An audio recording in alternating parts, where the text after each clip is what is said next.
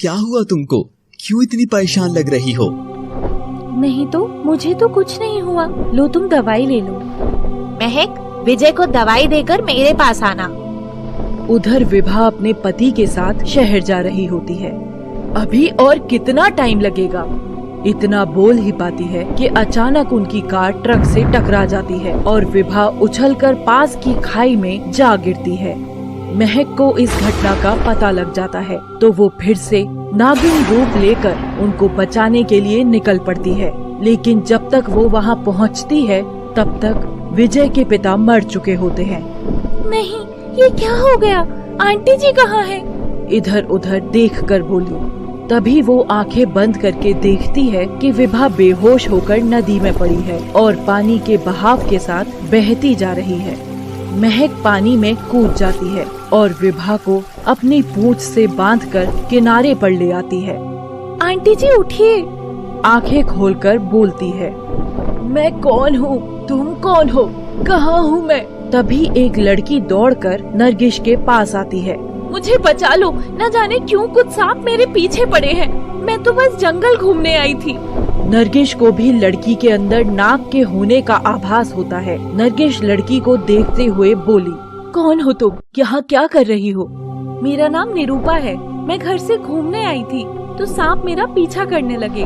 और तब तक सारे सांप वहाँ आ जाते हैं और नरगिस को देखकर रुक जाते हैं। नरगिस कुछ समझ नहीं पाती, इसीलिए वो अपनी शक्ति से सांपों से बात करने लगती है। कौन हो तुम? क्यों पड़े हो इस लड़की के पीछे? कौन है ये लड़की? हे नाग देवी, हम तुम्हारी वजह से ही नाग बने हैं। नरगिस आंखें बंद करके देखती है कि कुछ लोग उसको छूने से सांप बन रहे हैं और फिर पास में खड़ी निरूपा के बारे में भी सब कुछ जान लेती है। हम तुम्हारी ही शक्ति हैं और तुम में ही समाना चाहते हैं। तुम कहाँ रहती हो? मैं पास ही गांव में अपने भाई और मम्मी पापा के पास रहती हूँ। निरूपा, तुम इस घायल औरत को अपने साथ ले जाओ। मुझे वैसे तो बहुत कुछ बताना है तुम्हें, पर अभी कुछ जरूरी काम है तो मैं बाद में आकर सब बताती हूँ तुमको। और नरगिस विभा को निरूपा के पास छोड़कर चली जाती है। चाची, मम्मी पापा नहीं आए? अभी तक तो बहुत रात हो गई है। महक की तरफ देखा और बोला, महक, तुम मुझे आज सच में परेशान लग रही हो। नहीं, ऐसा कुछ नहीं है। और गुस्से में चाचा चाची की तरफ देखती है। चाचा चाची अपने रूम में चले जाते हैं। क्या तुमने ही कुछ किया है क्या सुंदर? हाँ, उनका खेल खत्म आज। लेकिन विभा के घर न आने के कारण विजय बहुत परेशान था तो वो उनकी तलाश में रात में ही निकल पड़ता है। चाची, मैं देख कर आता हूँ। कहाँ रह गए दोनों? मैं भी साथ चलूं विजय? नहीं, तुम क्या करोगी? बहुत रात है, यहीं रहो। और अकेला ही चला जाता है। लेकिन महक फिर से नागिन बनकर विजय की कार से लिपट जाती है। विजय अचानक से कार रोक देता है। कौन हो तुम? मेरी ही कार मिली थी क्या मरने को? मरना तो तुझको पड़ेगा, तुझको।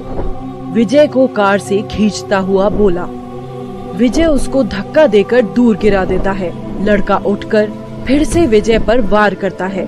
इस बार विजय उसकी गर्दन को पकड़कर गला घोटने ही वाला होता है, लेकिन वो पूरी ताकत लगाता है और विजय के हाथों से छूट जाता है और विजय को गिरा देता है। लड़का एक नाग बनने लगता है। ये देखकर विजय डर जाता है, लेकिन जैसे ही विजय को डसने वाला होता है, महक नागिन रूप में आकर उसे अपने दांतों के बीच पकड़ लेती है। काल नाग इतना आसान नहीं है नागेश को नरगिस से दूर करना। तुझे क्या लगा मैं तुझे पहचान नहीं पाई?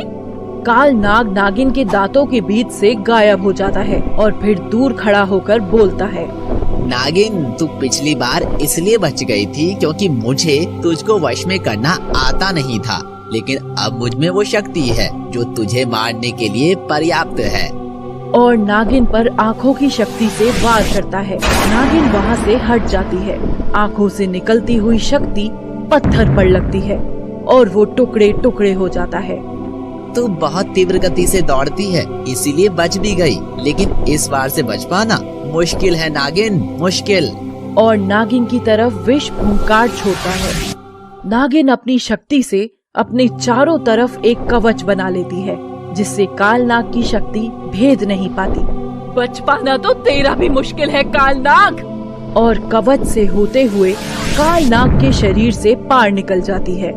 कालनाग घायल होकर गिर जाता है।